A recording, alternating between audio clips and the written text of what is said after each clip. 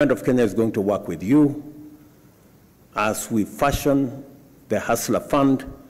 I want to promise the country that the Hustler Fund is going to be on a single-digit interest rate, and progressively for the smaller enterprises, we will begin with just a simple fee without interest, because we want to fire the bottom of the pyramid. That is where the engine of our economy is. The other item, listening to all these people, apart from finance, is technology. We must leverage on technology to be able to be efficient and effective. And that is why, if you see our manifesto, we talked largely about SMEs, because we know that's where the jewel is. And secondly, we talked about affordable finance. And thirdly, we talked about a superhighway, because technology, listening to Magdalene, I am very confident that employment is going to be ready and available if we can ensure that we spread technology, we have financing, and that is why we talked about the superhighway. The superhighway is supposed to do two things: to make sure that the country is connected. And I'm happy again to announce here that the real last mile in technology is the gadget. And already we are working with our telcos, our telecommunication sector, so that we can have a smartphone that is going to be less than 5,000 shillings. A smartphone that can do everything that you want. A smartphone that can make sure, today the cheapest smartphone is 10,000, maybe 15,000. We want to see whether we can get it to $30 or $40. And I want to promise the country that in the next 8 to 12 months, we will have the cheapest smartphone in Africa, manufactured in Kenya. And finally, the concept of the superhighway is to also make it cost-effective to trade on and to work on the digital space. And again, let me use this forum to say we have about 15% of government services on the digital platform. If you look at our manifesto, we said we are going to move 80% of all government services on the digital platform. Again, let me announce here that we are working on it, and by God's grace, between 6 and 12 months, we will have moved 90% of all government services onto the digital platform, and ensure that from the comfort of your home, you can work with the government. You can get your licenses, government service online, without having to travel to any office, without having to go to any park. And again, to use the digital platform to also collect our taxes. So, good people listening to each and every one of you here, the government of Kenya stands ready and available to work with you. And I have heard what my good brother here has said. I thought I have done a long introduction. Let me just say, answer your question. Yes. On the matter of climate change, and that's why we are saying technology is going to give us the opportunity to be able to deal with matters climate change. I'm going to encourage my brother from the Juakali that we are going to look at them, not just doing this, the tractor that uses renewable energy. We also want to see whether we can move all our border guys onto clean energy platform, there is absolutely no reason why we should not begin to walk the journey to e-mobility. All our vehicles, all our border guys should be on e-mobility. We should be able to convert all the borders we have so that they are electric and they can use renewable energy, solar, they can use wind energy to be able to charge, and we can progressively eliminate fossil fuels. And that is how the Juakali Textile is going to come on board. Thank you very much, Your Excellency. Maybe I just go back to Mr. Kalomba. Maybe you can just explain briefly how the Juakali would be able to work with the sector of energy. Thank you, Your Excellency. The Juakali has always been very ready from birth. And we know very well, we prayed, and God brought us a person who thinks like us. And in energy, we have some projects, very simple projects that we have done across the country. And we have piloted in 5 counties. And these are called community power centers, where energy, wind, biogas, generation, cogeneration is working together with solar and biofuel, with battery banks for productive use in those centers, with a digital village where the youth can go and join the rest of the world to do certain things. And we've done it in Nandi, in Himaki, in Kapchurwai. We've done it in Bomet, in Kitoben. We have done it in Siaya, in a place called Uhuru. We have done it in Changara, in Busia. And the last one we've done in Ngando, in Kirinyaga. And they are models. But the problem has been, as we do them as models, because there are several other things that we can talk about models that we have done. The lack of political goodwill, because it's a country that we have come up with a benchmark of finish politics, start politics immediately. But development delays. So I think for us, because of the huge knowledge that we have acquired from God himself, we are supporting some institutions. But the challenge we are having is that, like, for example, when the sector pushed for ban of importation of furniture for public office, we came up with a project on bamboo. So I think we shall be talking about how we can make furniture locally using bamboo because of conversion. And I think on energy, we're doing a lot of briquetting from waste. We're doing a lot of biogas generation. Like, for example, if you go to Naivasha, you'll find, Your Excellency, there is a team that was having 100 tons of waste of baby corn and cabbage as waste. Today, they are producing biogas, and you can package the biogas to use on automotive. So as we talk about the issues of clean energy and all these things, we need to go that route. And Juakali is leading the way. One of the challenges we are having and we want to unlock is institutional synergy. Because there are so many institutions in Kenya, especially the agencies of the government, that listen, they get agitated, they don't want even to involve the Juakali into their system. So you find even their boards, they lack representation of Juakali. Then the common manufacturing facility, which we have been pursuing the chamber to support us, where quality is supposed to be a measure for a Juakali product. When you talk about a wheelbarrow, the whole of East Africa is buying wheelbarrows from Kenya. The whole of all the jikos, and I'm told if you have a kitchen without a Juakali jiko, it's not a complete kitchen. Yes, so all the jikos are made in Kenya, but the quality and the finish. Your Excellency, I know you'll be with us in Kampala, and Excellency, the Deputy President may be with us in Kampala again. We are having a region exhibition, and Juakali in Kenya is leading the whole region. And the chairman of Musea is here, Mureu, and he's the chairman of Musea, who is supposed to be leading the process in Kampala. So I think we are leading the region, and we want the region to really benefit from us. So thank you very much, Terian. Perhaps a final question, Your Excellency. Yesterday you talked very passionately about Kenyans accessing the South African market.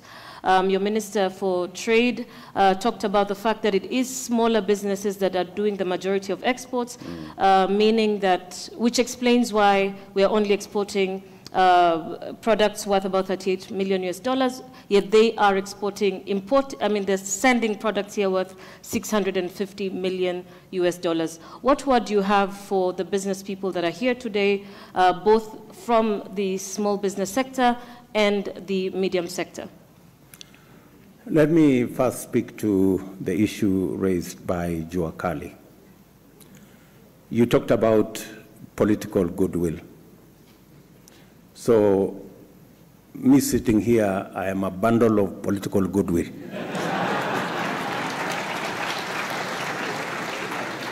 So at least one issue is out of the way. The second issue is the common user facility, which you have talked about. And you are so right. When we are doing the housing, for example, we said we are going to connect our Juakali sector to our TVET institutions, because in TVET we have a lot of equipment. We spend almost 25-30 billion shillings to equip our TVETs.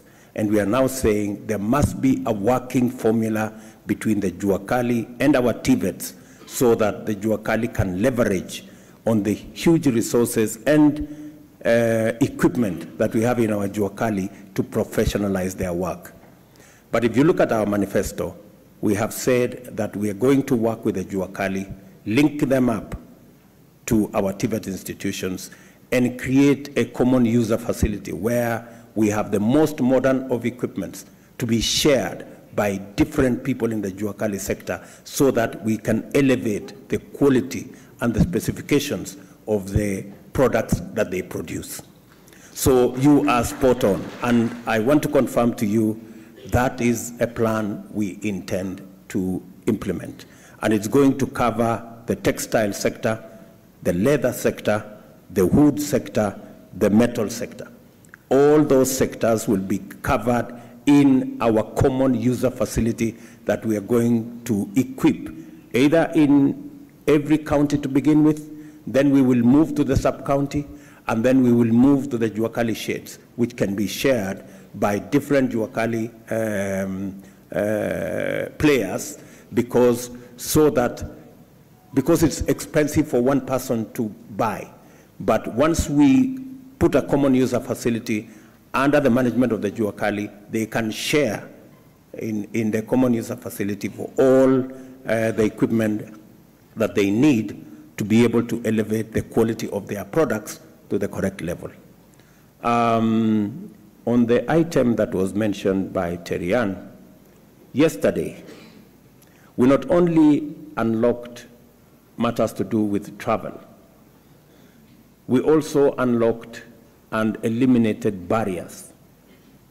Number one, we've had a 10-year ban on our meat products accessing the South African market.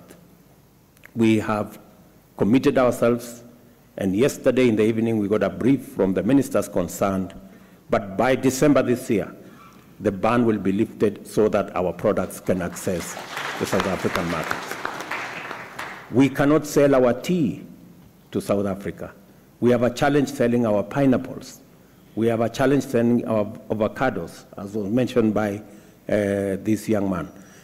The issue was that we are operating on different phytosanitary requirements. We have said we are going to harmonize our phytosanitary regulations so that by January we can be able to access the South African market as they access our market. That way, we can begin to bring down the difference in the trade levels between our two countries. As was said, they are selling to our country $650 million US. We are selling only $40 million to the South African market. And yet, the primary or the premium products that we'll be selling to South Africa have barriers. One of them is tea, and I persuaded the President of South Africa that by January, February next year, we should be able to export our tea to South Africa. And I do that for all the other countries, including our neighbors, and I want to persuade all of us here, whether you are in fintech, whether you are in agro-processing, whether you are in the Juakali sector, we must focus our market beyond Kenya. And that is why we should leverage on the East African community, and more importantly, we should leverage on the infrastructure given to us by the Africa Continental Free Trade Area. Africa, ladies and gentlemen, is our market for our tea, for our coffee, for our milk, for our fintech, for all the products that produce. We must raise our horizon to the 1.2 billion people in the African continent. And we must target the 2.7 trillion GDP and make some of it Kenyan GDP. And I am ready, I am willing, and the government of Kenya is going to work with each and every one of you in your sectors so that we can scale up. I like the words of Magdalene. She said, her enterprise is scalable and her enterprise can be expanded. You know, I really like that. And that should be the mindset that we have as Kenyans. Thank you, sir. Thank you very, very much, Your Excellency. I would want to go straight to Esther. And you've listened to His Excellency, and he's demonstrated on how his government will facilitate the private sector. In your view, Esther, what would you want the government or the private sector to do, particularly in value chain and the agro-processing, in terms of sustainability? First, Your Excellency, as you know, the manufacturing is quite capital intensive to set a manufacturing plant here. And it's also a challenge for the hustlers to be able to access financing. I'm calling myself an hustler manufacturer because I got into manufacturing food production with no food technology, knowledge at all. I am a product of the Kenya Industrial Research Institute. First, some of the challenges that we have is malt licensing. We have to pay so many licenses to be able to set up, plus the fees. At least you need 400,000 to be able to set up a factory in Kenya. I don't know how many startups will be able to afford that. Some of these licenses can be grouped together and it can be made cheaper. Annually, for renewals, we need at least 200,000. That is quite expensive for a startup. Another thing, it's on the taxes. It's like getting a baby and expecting this baby to feed herself in less than a year. So we are requesting for moratoriums or a grace period to be able to get on our feet so that we can be able to pay taxes without default. And another thing, we are also having very good fabricators locally.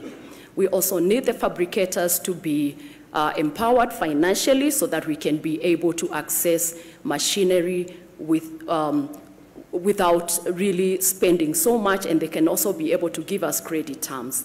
In terms of financing, we would like to see a grace period given to any facilities that is extended to us in terms of loans for us to be able to stabilize before we start paying, and if at least we can be off from 6 months and above, because manufacturing is quite requiring.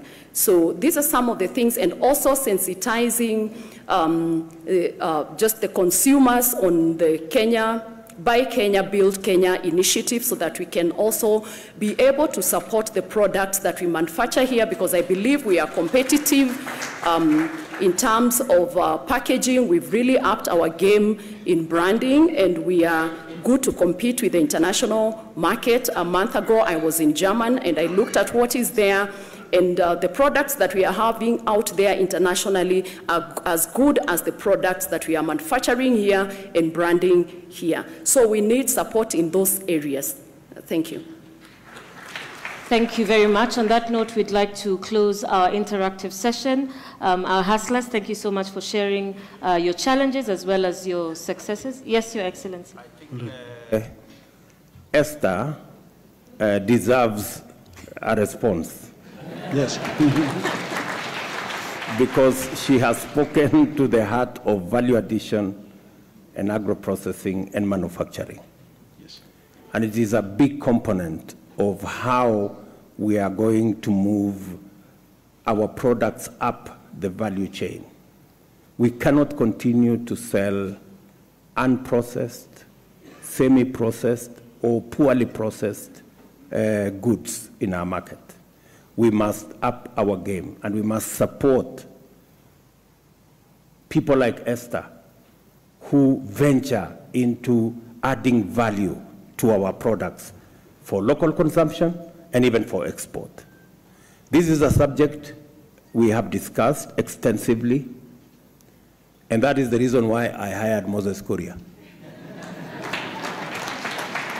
Moses Kuria, can you respond to Esther? Come here.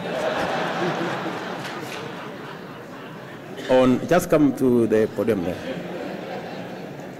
Because Esther wants to know how we are going to support them. What is your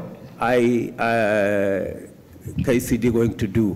What is, how are we? Thank you, Your Excellency. Esther, I hope you know the level of unemployment that there is in Kenya. So please don't add to it by getting me fired.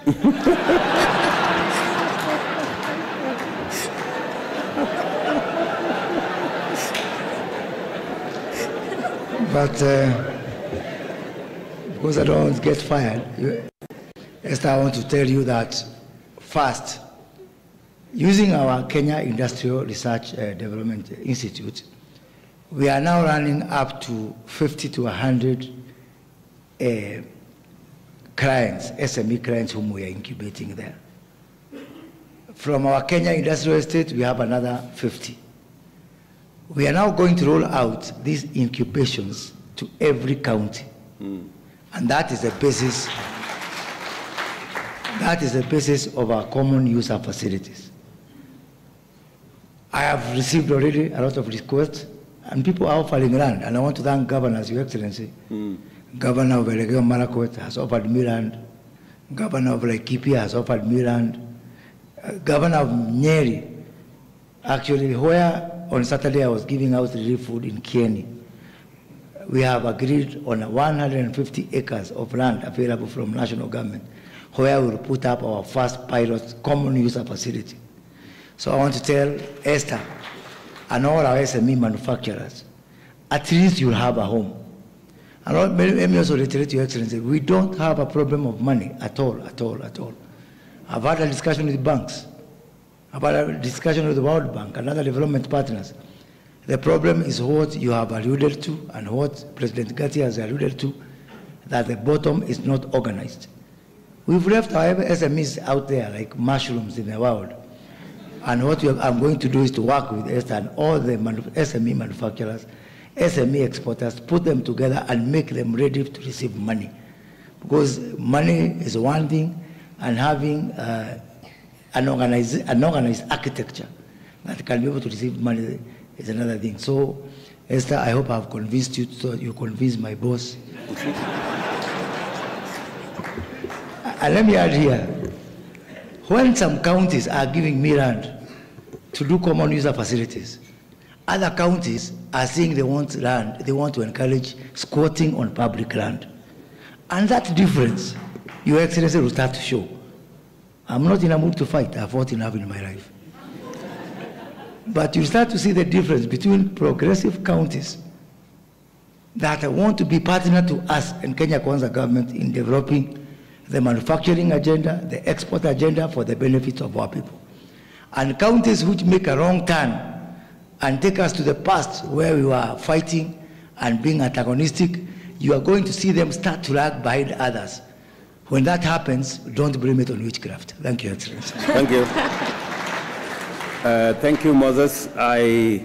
Just to add, I intentionally decided to have a ministry for SMEs and cooperatives.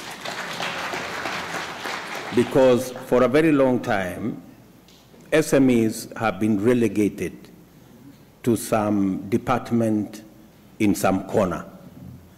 And by so doing, sometimes they get forgotten. I now have a minister who wakes up and sleeps SMEs and cooperatives. To do two things: to make sure that SMEs are organized, to make sure that SMEs are made business ready, and to make sure that SMEs are made funding ready, so that we can catapult SMEs to the next level, where we create big corporations out of small SMEs. For the record, Equity Bank, that is telling us today they have $780 billion or something like that, was once upon a time a small SME somewhere in Moranga. So the small SMEs that you see here today, the outfit run by Esther and all the other small and micro enterprises here, have the capacity to be huge corporations if they get a hand up or a leg up, and if they get the necessary support. And I want to promise you that that is why I am sitting here, to give you assurance that we are going to work with you so that we can grow our SME sector to help us create wealth in our country. Thank you very much, Your Excellency. Waziri Kuria, it seems your job is secure. Yes, Your Excellency, as we close, there is a question that was posed from the floor, and this is because of the issue of climate change. In the world today, you'll find industrialists actually have exhausted their carbon credit. Now, in Kenya today, because of the drought, we are trying to raise funds so that we can support certain areas. What is it that we can be able to do to utilize the open space that we have in this country so that we can be able to leverage on carbon credit? Precisely, that's why I attended a session in COP27, where we were discussing about how to grow, how to expand, and how to make carbon credit markets much more accessible, simpler, and carbon credit funding, not to fund intermediaries, but to find the actual people who do the real work on the ground. You may want to know that at the moment, 80% of all carbon credit financing end up with intermediaries, auditors, assessors, and the rest of them. The people who bear the brunt and who do the hard work of making sure that our environment is safe get the short end of the stick all the time. So in this particular arrangement, and that is why we were having this session, shortly, we are going to have a law that will govern matters to do with carbon credit, so that we make sure that it is transparent and it is accessible to the people who actually should benefit from that carbon credit regime. So the Ministry of Agriculture and all the other ministries that are related, including forestry, we're going to put it together so that we can deal with the challenge of climate change and unlock financing that can help us mitigate and provide for adaptation mechanisms for the climate change effects that we are suffering as a nation.